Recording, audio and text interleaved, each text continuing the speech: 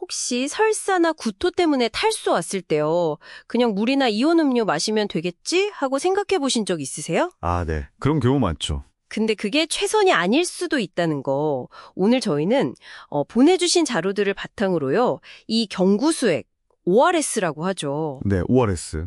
이게 왜 20세기 의학의 중요한 발견 중 하나인지, 그리고 사실 이게 전 세계적으로 정말 많은 생명을 구했다고 하잖아요. 맞습니다. 특히 어린이들 생명을 구하는 데 큰 역할을 했죠. 네, 이 간단해 보이는 게 어떻게 그렇게 효과가 좋은 건지, 또 안전하게 쓰려면 어떻게 해야 하는지 핵심만 딱 짚어보겠습니다. 네, 좋습니다.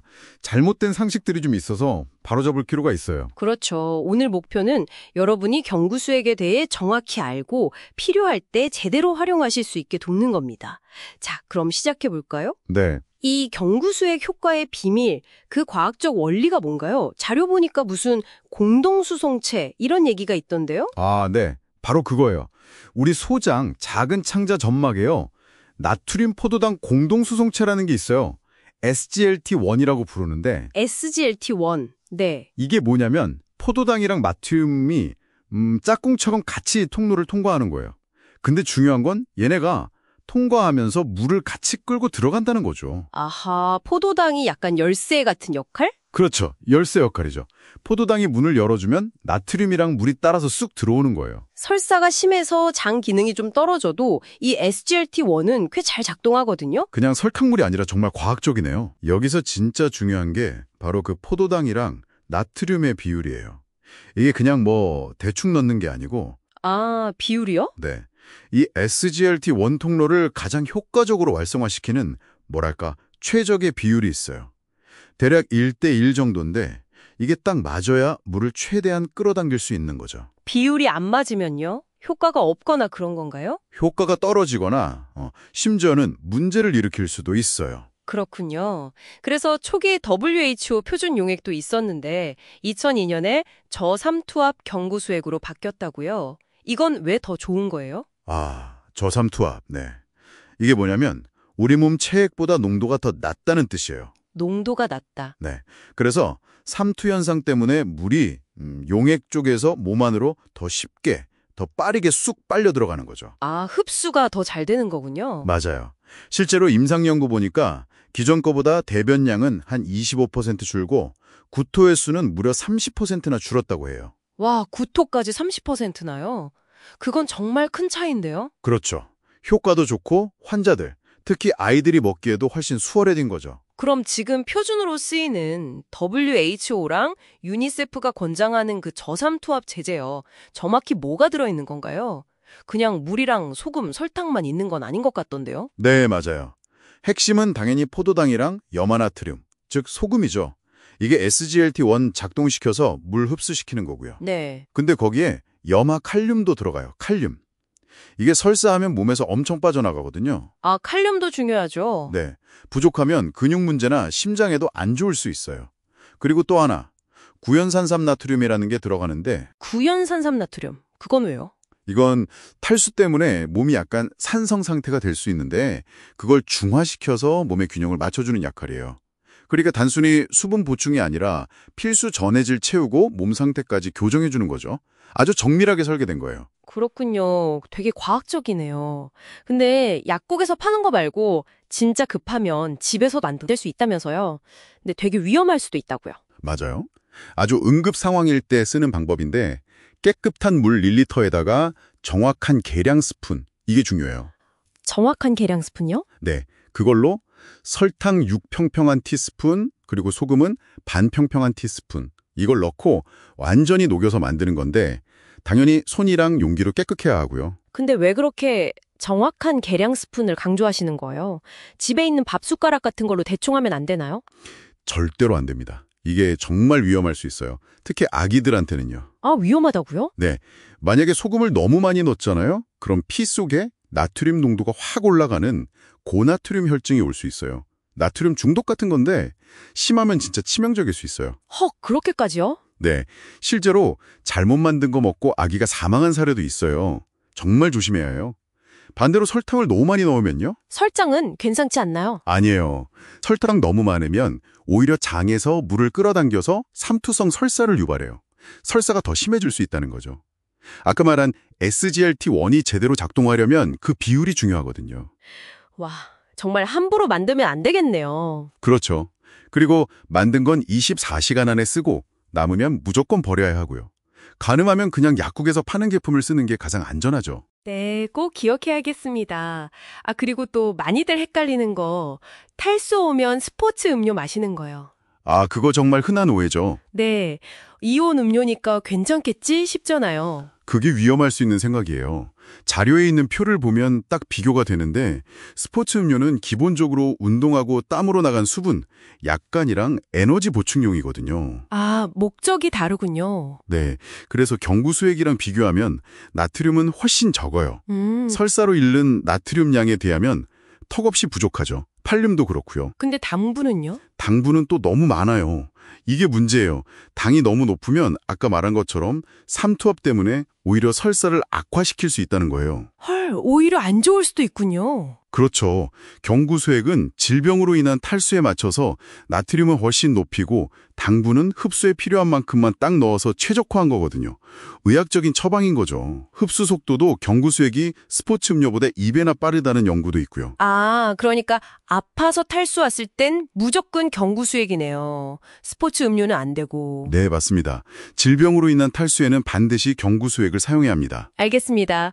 그럼 경구수액만 먹으면 모든 탈수는 다 괜찮아지는 건가요? 아니면 병원에 꼭 가야 하는 상황도 있겠죠? 물론이죠. 중요한 질문이에요. 경구수액은 경증에서 중등도 탈수, 그러니까 아주 심하지 않은 탈수에는 정말 효과적인데요. 네. 근데 심각한 탈수는 집에서 이걸로 해결하려고 하면 안 돼요.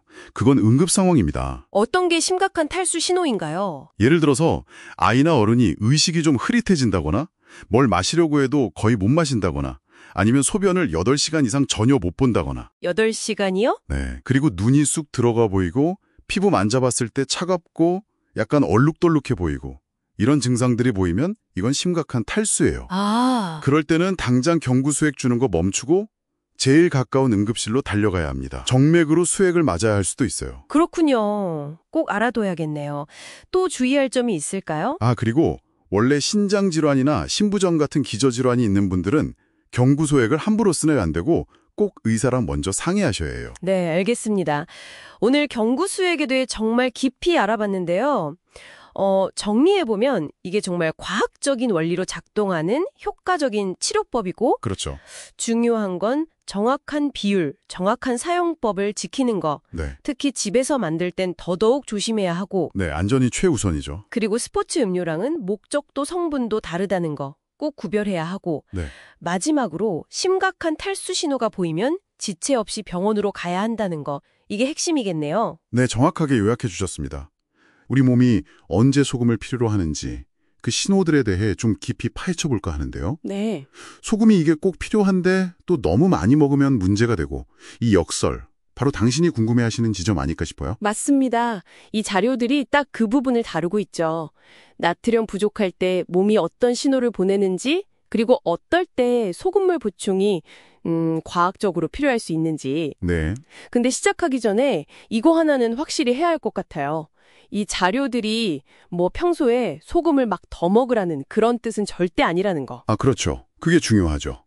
그럼 먼저 자료에서 나트륨이 왜 그렇게 중요하다고 하는지 그 부분부터 잠깐 짚어볼까요? 네, 좋아요. 우리 몸의 수분 균형 잡고 또 혈압 유지하는 데 아주 핵심적이라고 하고요. 그리고 신경이랑 근육이 서로 신호 주고받고 제대로 작동하게 하는 일종의 전기 스파크 같은 역할. 맞아요. 그 세포막에 있는 나트륨 칼륨 펌프, 그것 덕분이라고 설명되어 있더라고요. 기본적인 우리 몸의 통신 시스템인 셈이죠. 네네. 기본적인 작동 원리군요. 자, 그럼 이제 몸이 소금을 원할 때 보낸다는 그 신호들. 이 자료들 보면서 좀 흥미로운 부분들이 있었는데요. 어떤 거요? 예를 들면 두통이나 머리가 좀 멍한 느낌 같은 거요. 혈중에 나트륨이 부족해지면 그 삼투 현상 때문에 물이 살짝 이동해서 약간 부을 수 있다고요? 네, 그렇죠. 그래서 약간의 뇌 부종이 생기고 그게 두통이나 뭐 집중력 저하로 이어질 수 있다는 건데요. 근데 여기서 자료들이 공통적으로 강조하는 아주 중요한 포인트가 있어요. 방금 말씀하신 두통, 아니면 피로감, 또 자료에 나오는 근육 경련 같은 신호들이요. 네. 이게 사실은 굉장히 비특이적이라는 거예요. 비특이적이요? 그게 무슨 뜻이죠? 그러니까 그 증상이 꼭 나트륨 부족 때문에만 나타나는 게 아니라는 거죠. 그냥 단순히 물이 부족해서 탈수 상태일 수도 있고요. 심지어는 나트륨을 너무 많이 먹었을 때도 비슷한 증상이 나타날 수 있거든요. 네. 아, 그렇군요. 와, 그럼 단순히 나 지금 다리에 쥐가 나네. 아, 소금 좀 넣어야겠다. 이렇게 생각하면 완전 잘못 짚을 수도 있는 거네요. 바로 그거죠. 그래서 이 신호들을 어떤 절대적인 명령으로 받아들이면 안 되고요. 네. 자료에서도 그걸 경고하고 있어요. 그럼 어떻게 받아들여야 할까요? 뭐랄까, 내 몸이 왜 이러지? 내가 최근에 뭘 했더라? 뭘 먹고 마셨지? 하고 좀 자신의 상태를 돌아보라는 요청 신호 정도로 생각하는 게 좋다는 거죠. 자가 진단은 위험할 수 있으니까요. 네, 이해했습니다. 요청 신호. 특히 그 운동 후 근육 경련 같은 거요. 땀 많이 흘리면 나트륨 손실 때문일 수도 있겠지만 다른 이유도 많다는 거군요. 맞습니다. 또 짠 음식이 막 당기는 현상도 그렇고요. 그게 꼭 나트륨 부족 때문이다. 이렇게 단정 짓기는 어렵다는 거죠. 자료들은 그 점을 분명히 하고 있어요. 알겠습니다. 그럼 자료들을 종합해 볼 때 소금물 보충이 정말로 좀 의미가 있는 경우, 정당화될 수 있는 경우는 대체 언제인가요? 아주 제한적인 상황들만 얘기하던데요. 네, 맞아요. 아주 특수한 경우들이죠. 예를 들면 90분 이상 아주 격렬하게 운동해서 땀을 정말 비 오듯이 흘렸을 때, 네. 아니면 심한 구토나 설사 때문에 체액이랑 전해질이 몸에서 확 빠져나갔을 때, 또는 에디슨병 같은 특정 질환 때문에 의사가 지시한 경우, 그것도 아니면 진짜 극한의 더위에 아주 오랫동안 노출됐을 때 정도예요. 정말 일상적인 상황은 아니네요. 그렇죠. 대부분의 사람들에게는 해당되지 않는 상황들이죠. 그럼 그런 정말 특수한 상황에서는 어떻게 보충하는 게 효과적인가요? 그 자료에 나온 나트륨 포도당 공동수성체 SGLT1인가요? 그 얘기가 좀 흥미로웠어요. 아, 네. 바로 그게 과학적인 핵심 원리예요. 우리 소장에서 나트륨하고 포도당, 그러니까 설탕이죠. 이게 같이 흡수될 때 물 흡수가 훨씬 강력하게 일어난다는 거거든요. 아, 그냥 물만 마시는 것보다요? 네. 포도당이 약간 나트륨이라고 물을 같이 끌어당겨주는 뭐랄까 파트너 역할을 한다고 보시면 돼요. 이게 바로 우리가 약국에서 사는 경구수액, ORS의 기본 원리고요. 아하, 그래서 ORS에 설탕이 들어가는 거군요. 단순히 맛 때문이 아니고요. 그렇죠. 맛보다는 그 흡수 촉진 효과 때문이에요.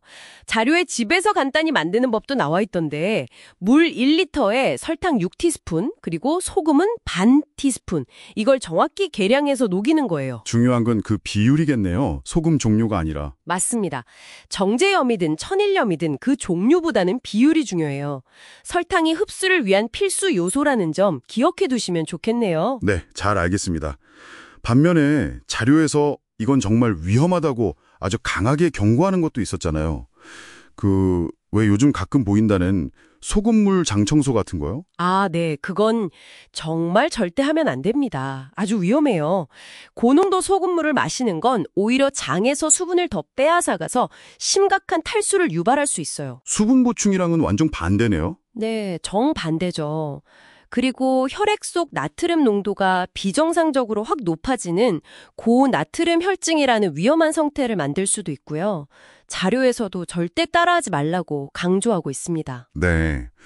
그럼 오늘 이야기들을 좀 정리해보면 몸이 보내는 신호를 완전히 무시할 순 없지만 그걸 너무 쉽게 소금 부족이구나 하고 해석해서 바로 소금을 찾는 건 좀 위험할 수 있다. 그렇죠. 그리고 실제로 의학적으로 소금물 보충이 필요한 경우는 아주 제한적이다. 이렇게 이해하면 될까요? 정확합니다. 네, 정말 중요한 지점이네요. 결국 핵심은 균형인 것 같습니다. 우리 몸의 신호를 무시하지는 말되 그 맥락을 잘 파악해서 신중하게 판단해야 하고 소금물 보충은 어떤 일상적인 습관이 아니라 아주 특정 상황을 위한 도구로서 이해해야 한다는 것. 맞습니다. 아주 정리를 잘 해주셨네요. 오늘 딥다이브를 통해서 당신이 보내주신 자료들의 핵심 내용을 잘 이해할 수 있었던 것 같습니다. 네, 마지막으로 당신에게 한번 생각해 볼 만한 질문을 던져보고 싶어요. 이건 자료에서 직접적으로 다루진 않은 내용인데요. 네, 어떤 건가요? 나트륨이 우리 몸에서 체액 균형, 신경 신호 전달, 영양 흡수 이렇게나 많은 중요한 과정에 관여하잖아요. 그렇죠. 그렇다면 어떤 뚜렷한 증상은 없더라도 만성적으로 아주 미세하게 나트륨 섭취가 좀 많거나 혹은 특정 상황에서 약간 부족한 상태가 반복되는 그런 미세한 불균형이요. 이게 장기적으로 봤을 때 우리 인지 기능이나 뭐랄까 전반적인 에너지 수준 같은 데에는 혹시 어떤 영향을 미칠 수 있을까 하는 점입니다. 한 번쯤 고민해 볼 만한 흥미로운 지점 아닌가 싶어요.